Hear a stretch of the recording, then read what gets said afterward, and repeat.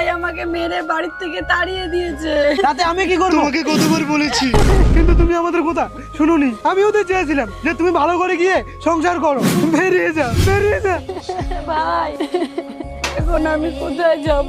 আরে তুমি হবে কি আমার জীবন সঙ্গী, কিন্তু বাড়িতে আমার দুটো বাচ্চা আছে। কিন্তু ওরা বাবা, মা ছাড়া ভালো লাগে না, তুমি আবার বিয়ে করো না বাবা। হ্যাঁ আমি সবকিছু দেখে নিব।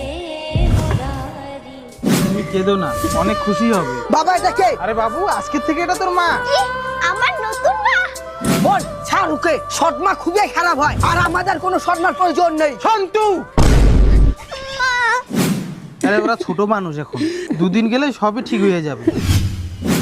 শোনো, আমি কাজে যাচ্ছি, বাবুদের তুমি দেখাশুনো করো। বোন সৎমা কিন্তু আমার ভালোই লাগে না। কিন্তু দাদা, মা ছাড়া যে আমরা বাঁচতে পারবো না। তুই যতই বল আমি মানবো না, তোকেও মানতে দিব না। বাড়িতে চল দাদা।